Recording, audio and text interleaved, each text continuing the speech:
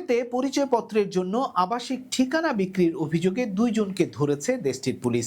এই দুইজন প্রবাসীদের কাছে আবাসিক ঠিকানা বিকৃত বা জাল করে অবৈধভাবে বেসামরিক পরিচয়পত্র ইস্যু করছিল। সাধারণত কুয়েতে প্রবাসীদের ঠিকানা নিবন্ধন করতে হয় সরকারিভাবে, কিন্তু সেই কুয়েতি নাগরিক প্রবাসীদের কাছ থেকে 100 বা 200 কুয়েতি দিনার নিয়ে ঠিকানা পরিবর্তন করে দিচ্ছিল। এই সময় কুয়েতি নাগরিকের একজন অ্যাসিস্ট্যান্টকেও ধরেছে, যে কিনা এই কাজের সাথে দালাল হিসাবে কাজ করত এবং লাভের অংশ নিত। পুলিশ এই দুইজনের বিরুদ্ধে জালিয়াতি ও ঘুষের অভিযোগ এনেছে। তবে এরা কোন কোন দেশের প্রবাসীদের কাছে ঠিকানা টাকার বিনিময়ে হালনাগাদ করত সেই বিষয়ে বিস্তারিত কোনো কিছুই জানানো হয়নি। কুয়েতে বসবাসরত প্রবাসীরা বাসা পরিবর্তন করলে দ্রুত তাদের সিভিল আইডি অ্যাড্রেস হালনাগাদ করতে হয়।